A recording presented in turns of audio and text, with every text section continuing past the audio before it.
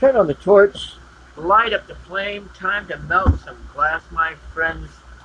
There you are, here I am to explain, to teach, and create. Again. No, no, no, this is not a retro video where, in other words, I didn't record it. This is the very beginning of March 2018. And what I'm doing is I am still working with both my torches from time to time. It keeps me understanding better the flame properties of each torch and working from there. Today I'm going to do some encasing. I got a hold of some Heavy Blue Leprechaun. And I will give more information on that. I don't know the whole. This is a color company, a glass company that I am not as familiar with as North Star. So anyway, what I'm going to be doing is encasing it, but encasing it just a little bit different for some reason. Okay, give me a second. There we go. 2 things to do at once and 5 minutes to do it all in, right? Right. Now, what I'm going to be doing is basically, instead of putting it on a thinner, here's what happened. This is what it looks like after I've encased it. But instead of putting it on a thinner rod and then stretching it out and then doing that, because it is such a nice, strong, opaque color as it is, I'm going to start on a very thick rod. And I believe, oh, give me a second, I'll find out the number on the size of this rod. I believe it's about 13 or 14. I could be wrong.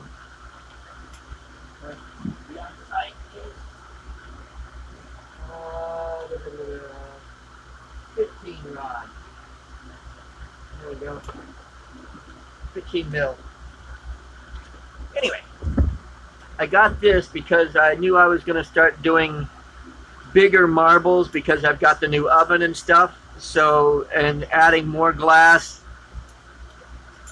with this mount is a lot longer time consuming, and adding more glass with something this big, it's easier to dabble on there. Anyway, another story, another video. But let's go ahead and show you how this works out. And again, it's pretty good stuff. Here's another video that we're going to be doing up real soon. I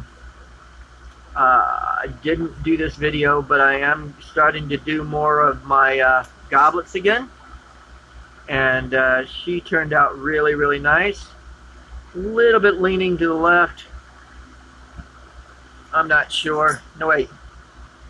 Yeah, that's leaning to the left. Had to figure it out looking at it from the backside. Dyslexia and all. Now, let's begin. First thing is, I've got the 1 10-liter per minute concentrator running that I always used. And now, I'm going to go ahead and actually they're both on already. Gee whiz, I didn't think about that. Anyway, it makes a big difference. And when I was using the 5 all the time, and you know, that's the one thing that's kind of hard on the torch, is that this one is a lot louder than the, for silent, I have to admit the Bethlehem is a better torch for quietness, but for work efficiency on the 2 10-liter per minute, this one seems to be melting a little bit more glass. Of course, again, it is a little louder and I have to talk louder, but compensate for the compensations, right? I'm going to just let that round in.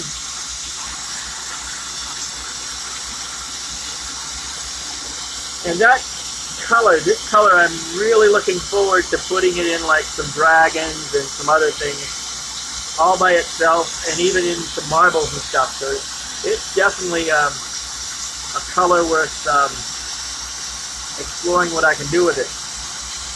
But also stretching it. That's the way I always work my glass, is that I stretch it into, instead of just one stick of this, it will turn into several sticks of the same size, if not more.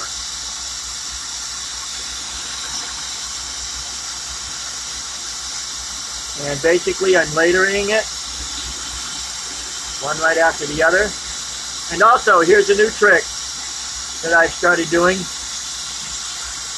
Instead of going down to the end and pulling it off, just keep, with this thicker rod, it'll work a whole lot better.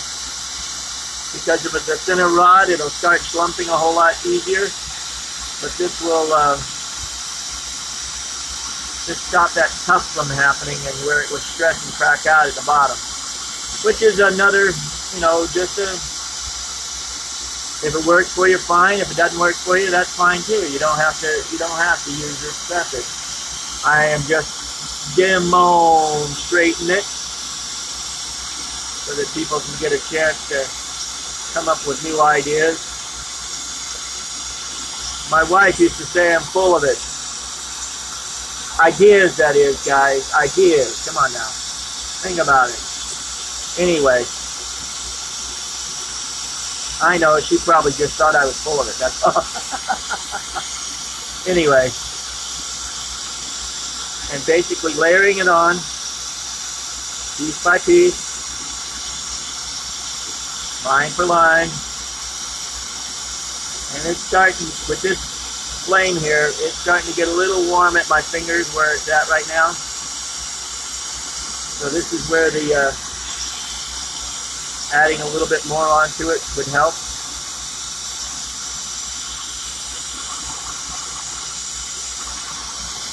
I usually roll it like that to get it straight and to cool it so it stays in the same line for a little bit.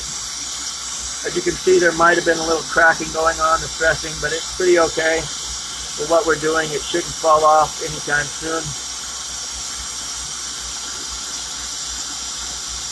Just layering it in.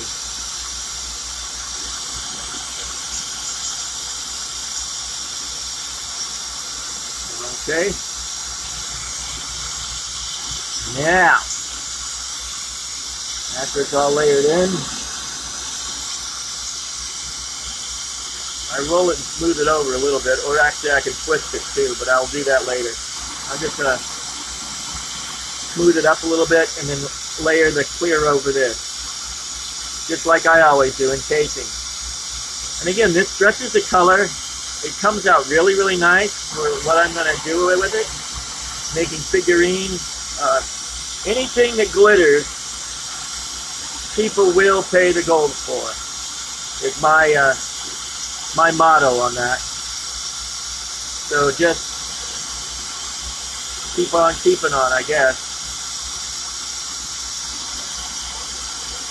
Just roll it on one line at a time, or again,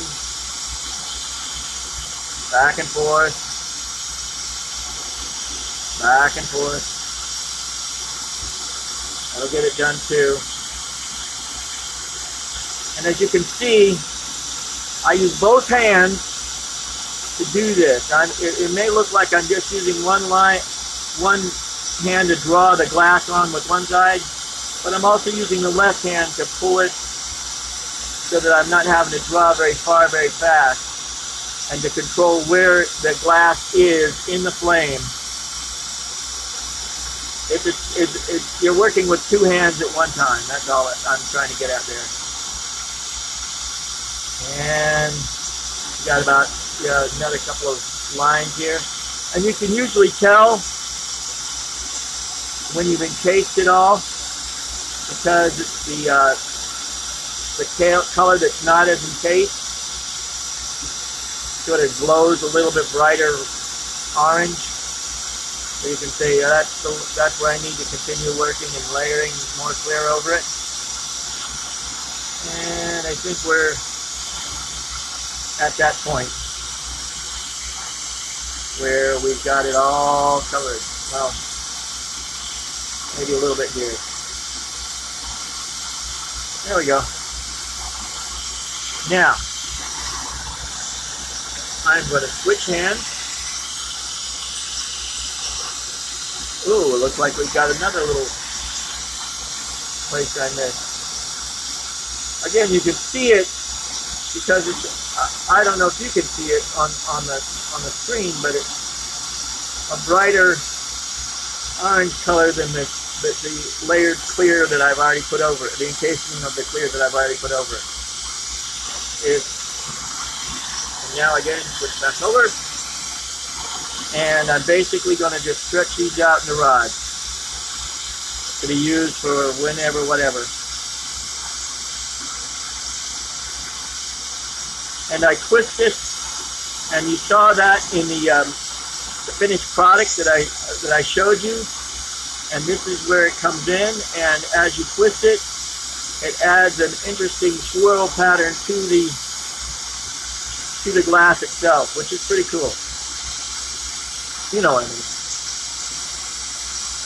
I want to thank you guys for continually subscribing and clicking like and subscribing and sharing.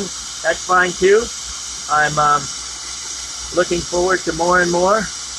If you have questions, one of the ones that somebody wants me to do, I haven't done it quite yet, but I am thinking about it, is the UFO, and he wants an alien too. It's not my forte. I think I've done an alien or two once or twice, but again, so also, I think I've showed you this before, wire cutters, where you want to nip it off. You just press and it snaps off at that spot.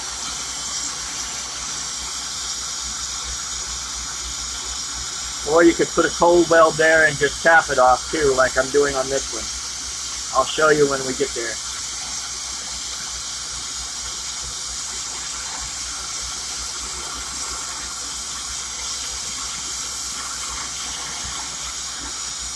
Now I also noticed that with the Carlisle, yeah, I've got a few candles that are a little wacko, but it's still doing its job. I also noticed with the Carlisle, the bubbles, the underlying bubbles in the glass, with the Carlisle you can get them out a whole lot easier than you can with the Bethlehem. So that's my story on that. Things you notice as you work with different tools and equipment. Right. It's getting there. A little bit more. Actually, I think I'm going to go ahead and, after I finish this one, I'm going to call it quits on this video and say thank you for being there. And again, I can make so many different animals out of this stuff. Matter of fact, mermaid tails would be really cool with this color. So it's just a matter of coming up with the idea and putting it together. And again, people, all that glitters, people will pay the gold for. I'm really excited about the blue stardust, the Heavy Blue Leprechaun, which is basically the stardust line. I will put in the description below the information on those colors that I'm mentioning. I think it's from Tantum or something like that. I don't know the exact name, but I'll put it down in the description. There, see? You don't even have to nip it. It just snaps right off.